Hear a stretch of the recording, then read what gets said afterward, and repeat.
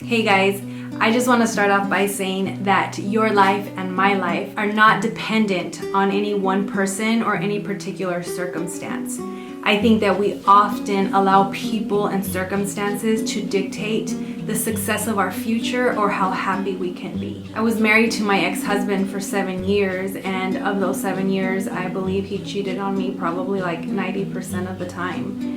And some of you may not understand why I stuck around for so long, but it was because I was dependent on him mentally, physically, financially, and I couldn't see life beyond him or without him. And I want to share that story with you guys, but before I go into those details, I want to give you a little history of my childhood and what led me to get involved in that relationship.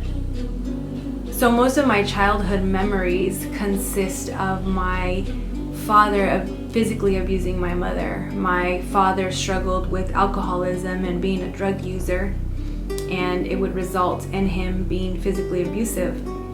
And when I was 7 years old, my mom decided that she had had enough of that lifestyle. She had been married to him for 19 years and had endured that lifestyle for that long. So she moved states. And then my mother was single for a while, and that resulted in me and my siblings having to pretty much raise ourselves. Then she quickly, a couple years after her divorce, she remarried, and that wasn't a good situation either. So we went from dysfunction to dysfunction to dysfunction. And that led me and my siblings to pursue our identity and our fulfillment in different things. My sister became very promiscuous. My brother got involved in gangs and drugs, and I began a search for love. So at a very young age, I had decided in my heart that my life's goal was to have a family of my own and to establish a home where there would be love and there would be peace. And that was a total opposite of what I had experienced up to that point in my life.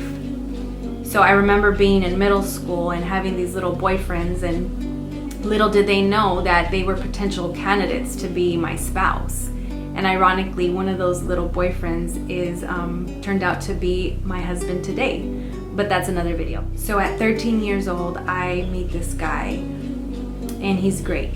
You know, he smells good, he has a job because he's older than me, he's social, he's funny.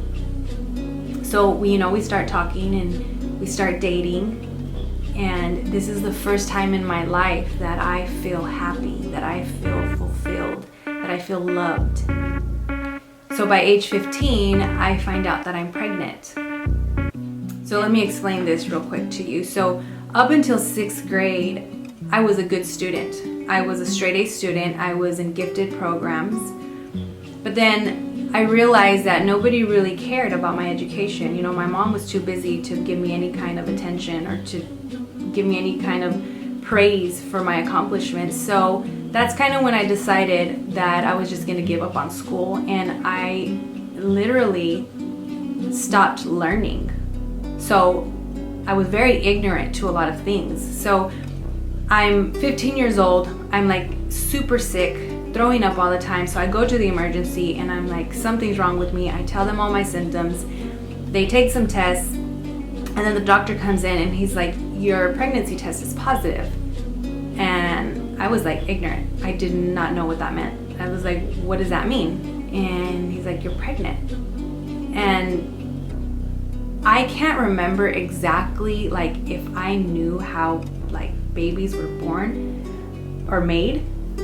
I apparently knew how to do it because I was pregnant, but I just remember being so confused. Like, I knew I wanted a family, but for some reason I didn't think that I would get pregnant. So it took me a couple days to like let it sink in. I do remember feeling like ashamed. I couldn't face my mom for a few days because a part of me knew like it wasn't time for me to have a baby, and I just didn't feel right about it.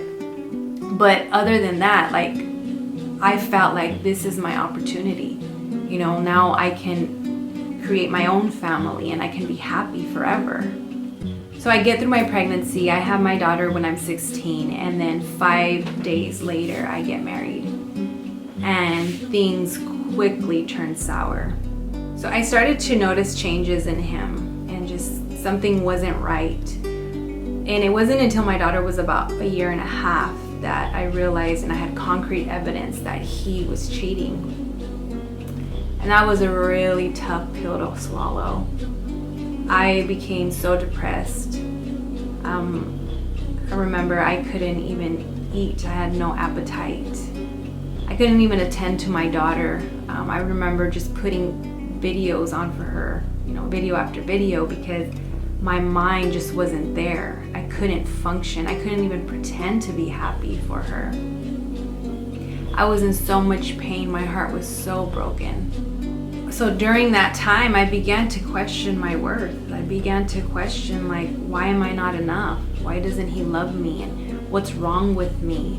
And I began to try to make changes in my life so that he would love me, so that he would accept me, so that I would be enough for him.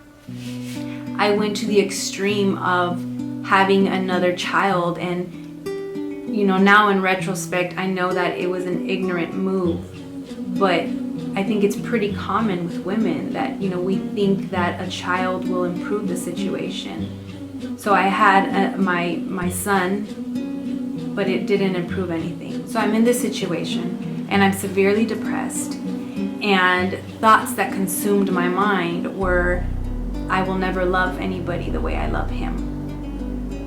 I can't move on in life without him. How am I going to pay the bills? I don't want my kids to suffer without their dad. I don't want to raise my children in a broken home.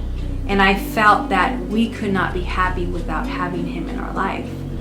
And the reason is because I had associated happiness with him, because the very first time that I had felt so happy and fulfilled was when I was dating him. So I felt that there was no happiness beyond him. So all of these thoughts are just contributing and making my depression worse. And it was because I wasn't giving myself an opportunity to see things otherwise.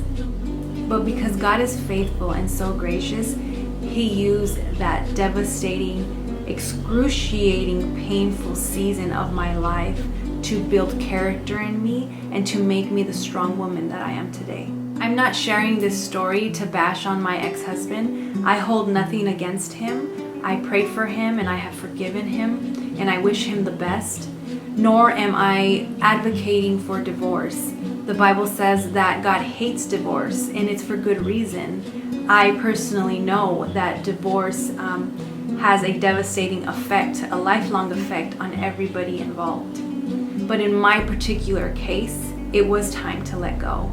But I couldn't because of my mindset. I am, however, sharing this story to let you know that it doesn't matter who chooses that they don't want to love you.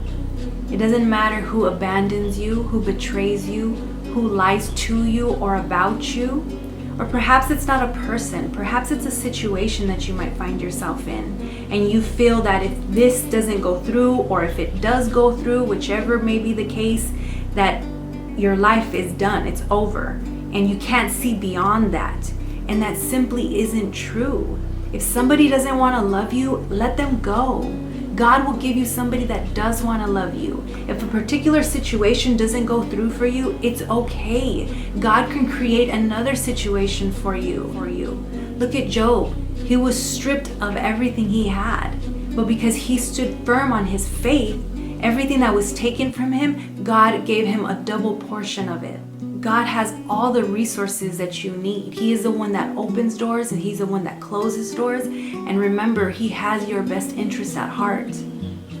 I can guarantee you that if you switch your mindset from putting your dependence on tangible things to putting your dependence on God, you will always be full of hope and life will be happy. Stand tall and be confident, because if God is for you, who can be against you?